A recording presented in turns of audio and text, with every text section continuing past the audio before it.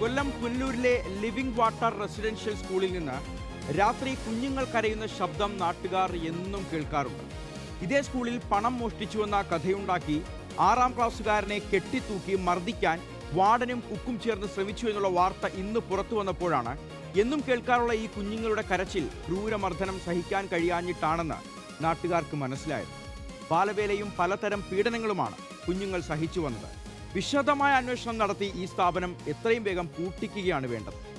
2001 ഭാര്യ ജമീലയെ മൃഗീയമായി കൊന്ന് കടന്നു കളഞ്ഞ ഹമീദിനെ 1/4 നൂറ്റാണ്ടിന് ശേഷം ഇന്ന് കാസർഗോഡ് നിന്ന് പിടികൂടുമ്പോൾ അയാൾ അവിടെ മത്സ്യവില്പനക്കാരനായ പാവം ഒരു കുടുംബനാഥൻ, കൂടെ ഭാര്യയും 3 മക്കളും ഒളിച്ചു കഴിയുകയായിരുന്നു അവിടെ.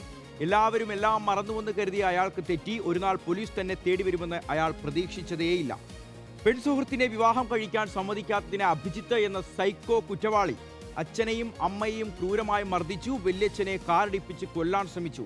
ഞെട്ടിക്കുന്ന ദൃശ്യങ്ങളാണ് പുറത്തു വന്നുകൊണ്ടിരിക്കുന്നത്. ഈ വാർത്തകളുടെയൊക്കെ കാണാപ്പുറങ്ങൾ തേടിയുള്ള യാത്രയിലേക്ക് നമുക്ക് കടക്കാം. തുടങ്ങാം ദി ന്യൂസ് ബ്ലാസ്റ്റ്.